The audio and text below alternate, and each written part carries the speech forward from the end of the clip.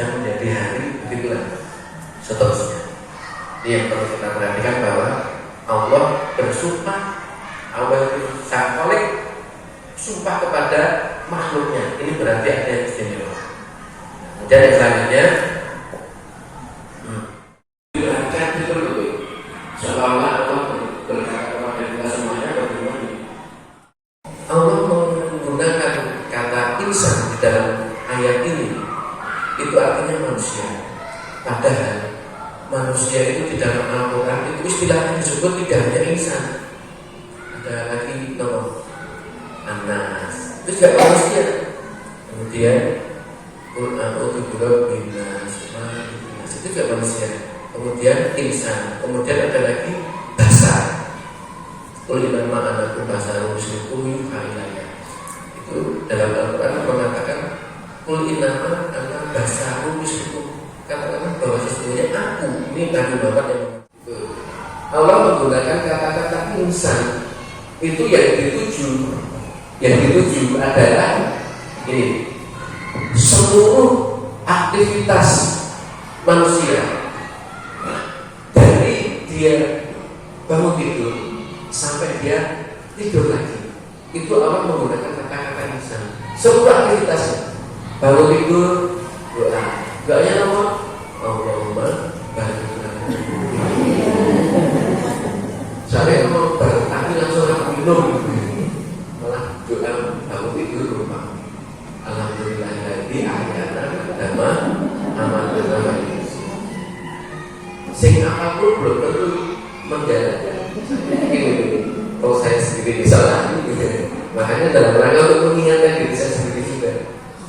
Apa tapi kalau sholat lagi, terus aman. Pakai lihat tuh yang mulai itu, terus mencapai juga saat kita ini murid-muridnya yang saya gitu ya. Bangun, kemudian dia mandi, makan, menyiapkan pakaian, sembarang sampai nanti dia bekerja. Malam kegiatan kampung, pulang lagi sampai dia mau tidur lagi. Nah itu Allah menggunakan kata insan. Itu artinya kalau seluruh aktivitas manusia itu di sini adalah disebutkan bahwa seluruh aktivitas manusia itu innal insan namafi muslim. Semuanya rugi. Aktivitasmu dari mulai bangun tidur sampai nanti kamu mau tidur lagi itu rugi. Allah menyatakan begitu. Ini berarti teman. Ini tidak ada yang diragukan lagi. Karena apa? Banyak orang yang lupa. Insan itu juga dari kata nisyan. Nisyan itu lupa. Al-insan itu makan kotor manusia. Manusia itu tepatnya salah dan lupa. Dan lupa itu Allah sendiri mengampuni. Lali tenang. Lali itu tidak ada obatnya, tidak ada tombolnya. Bahkan Allah sendiri juga memaklumi kalau kita itu sampai lupa. Karena sebutannya begitu, tempatnya salah dan lupa. Makanya kalau ada orang lupa atau lali atau salah, kalau itu jelas tidak disengaja, jangan dimarahi, jangan dipukuli, jangan kecuali dia sengaja, beda ya.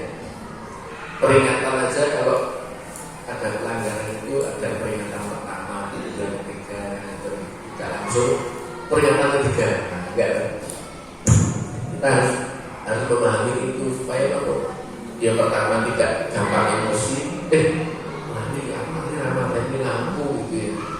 Makanya dimarahi. Aku nanti mau orang matanya kotor, nanti kok wajahnya jual gitu ya. Dimarahi. Lalu itu siapa nih? Kita pernah. Dan ini kebetulan di rumah saya itu hampir sering ya. Istri saya itu masak disami-sami ngomong-ngomong gitu ya. Karena memang wanita dengan pria itu bedanya ini, wanita itu otaknya lebih tebal daripada laki-laki. Dan dengan lebih tebal itu wanita bisa mengerjakan beberapa hal dalam waktu yang bersamaan. Itu wanita. Kalau pria tidak bisa. Pria itu kalau sudah fokus dalam satu hal, maka dia di apa itu yang lain itu berkurang fungsinya. Misalnya dia lagi drop ini atau lagi motor gitu ya, itu organ telinga itu udah agak berkurang karena dia fokus di situ, pikiran di tempat tulisan itu, maka pendengarannya itu sudah agak berkurang. Ini buat ibu-ibu ini, bapak-bapak juga adalah yang psikolog apa itu datang ke pas ke psikolog ibu-ibu, bu saya itu pak psikolognya begini, saya itu heran suami saya itu istri ini suami dan psikolog ini, istri saya itu kalau manggil saya kok mesti marah-marah ya. Padahal itu sudah panggilan ketiga. Panggilan ketiga itu jadi suaminya kedua itu istrinya manggil mas, panggilan pertama. Yang kedua mas, saya ketiga mas.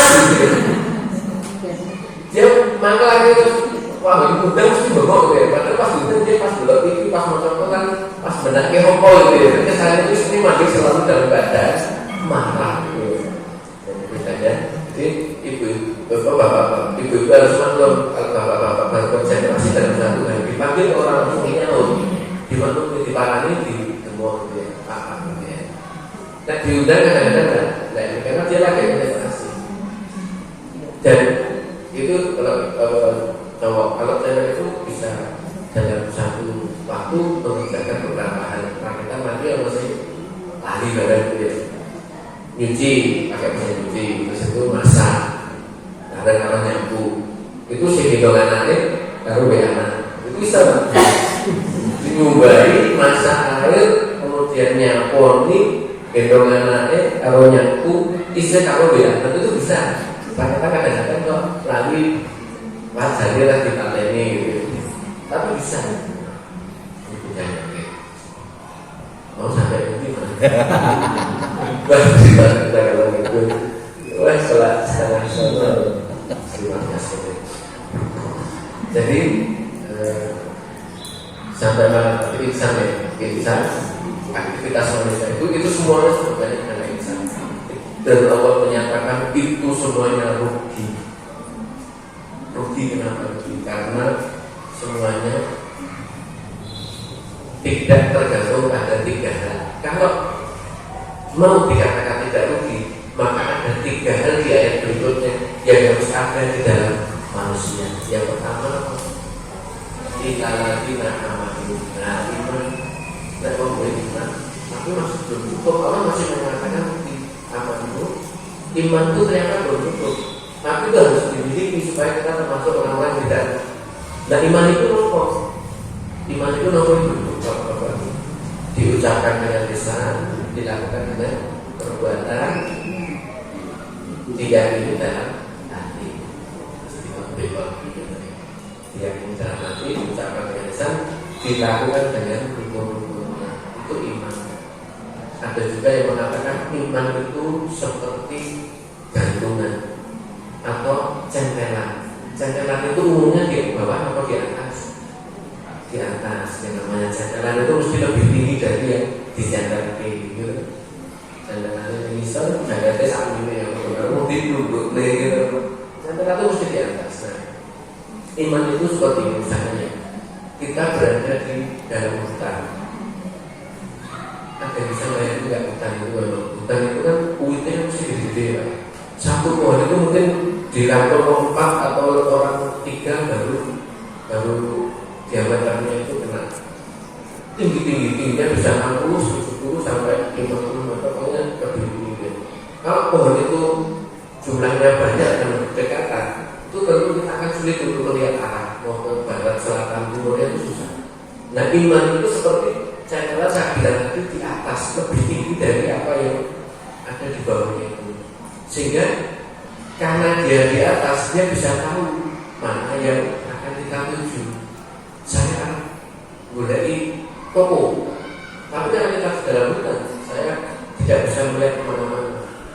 Kalau saya asal jalan, saya tidak tahu kalau ternyata yang di sebelah timur itu ada jurang, yang di selatan ada orang yang termasuk dalam iman, amal soleh dan saling menasihati dalam kebenaran dan kesabaran. Semoga kita tidak termasuk orang-orang yang rugi. Semoga saya juga di sini dalam rangka untuk membagikan ini loh yang benar. rezeki untuk yang sabar, semoga kita tidak termasuk orang yang rugi, termasuk apa perjalanan kita dari pagi bangun itu sampai tidur lagi. Monggo kalau bisa kita selalu awali dengan doa. Orang paling mas doa ini minimal Bismillah. Bismillah masuk ya Raisa banten gitu. Bismillahirrahmanirrahim itu tak masuk Raisa. Minimal kalau dengan Bismillah itu kan lihatnya dengan nama Allah. Yang akan kita lakukan itu selalu melibatkan Allah. Insya Allah nilainya akan menjadi ibadah. Jadi tidak plot. Coba kita ingat dari tadi pagi. Wis ngurung, kamu tidur ngurung, nganggo klambi ngurung, bercermin kita ngurung. Sing paling oke gunanya bercermin itu harusnya putri-putri.